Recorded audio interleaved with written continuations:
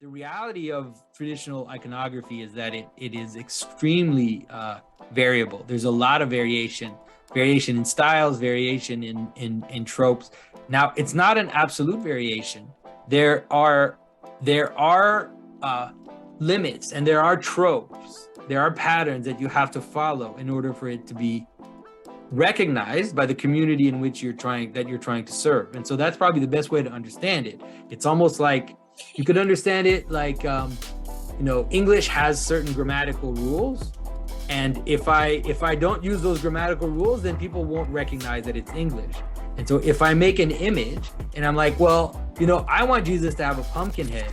Well, I'm sorry to tell you that no one will recognize that as Jesus, and therefore it will be seen as heresy. And so there is a way in which we recognize something as belonging to the tradition, but you'd be surprised to what extent there's variation.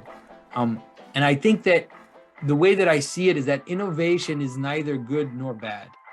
Innovation is a neutral thing. Innovation has to serve a purpose.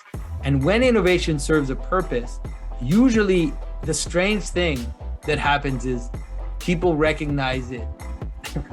People recognize it as being traditional, having been traditional the whole time. They have the feeling that they've seen it before, but they haven't.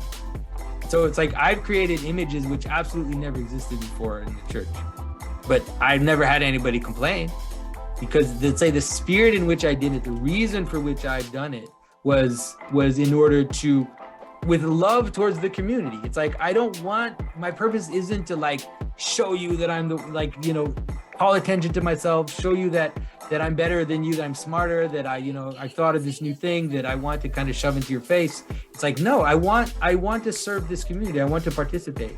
So I think there's a lot of that where it's a lot of the problem that modern religious art has had is that it acts out of the sense of genius, like the sense of trying to keep up with the times. Like, it's not acting with the desire to integrate and to make something participate in the community. But if you do that, you'd be surprised at what you can do. You can actually do quite a bit.